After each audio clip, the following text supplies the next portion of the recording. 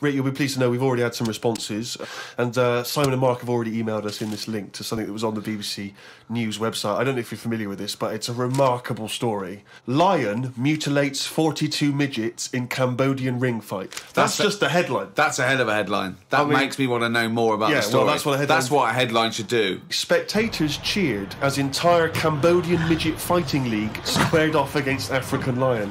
Tickets had been sold out 3 weeks before the much-anticipated fight. The fight was organised when an angry fan contested Yang Shamoni, president of the CMFL, claiming that one lion could defeat his entire league of 42 fighters.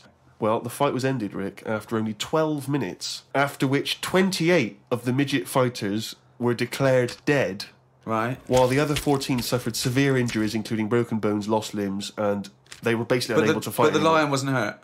It would have seemed that the lion was okay. Oh, good. Well, that's amazing. Karl, what are your thoughts instantly? I mean, you're bound to have a take on that. See, what's annoying me is I've sent money to Cambodia because apparently they're hungry and haven't got any energy.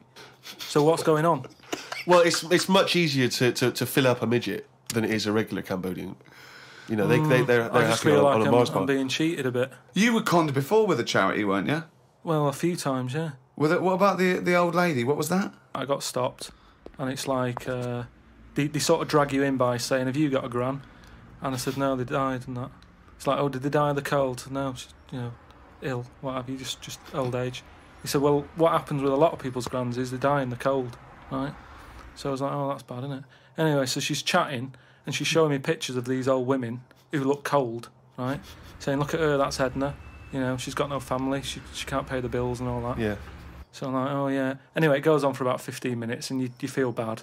You give them your bank details, right? And what happens is every couple of months you get a letter from Edna. Well, it's not from her; it's typed up and what have you.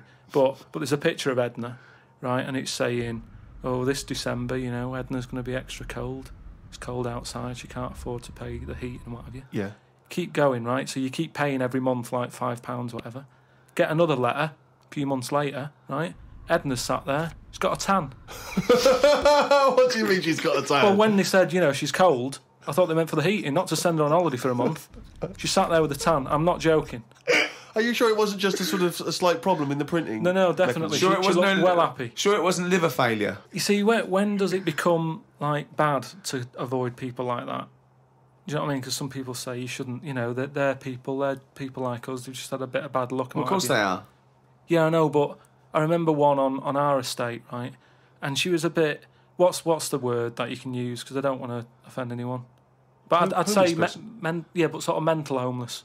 Is that a term? That's the official term. I think that is the new official term. It's mental homeless-itis. Right. So she lived on the estate and what have you, and she aged. How was she homeless if she lived on the estate? Well, she sort of decided to stay around there because I think people on the estate spoke to her more than people who had money. So this mental homeless woman on the estate, and what she used to do, right? She acted quite normal, and she used to always push like a pram around with her, right?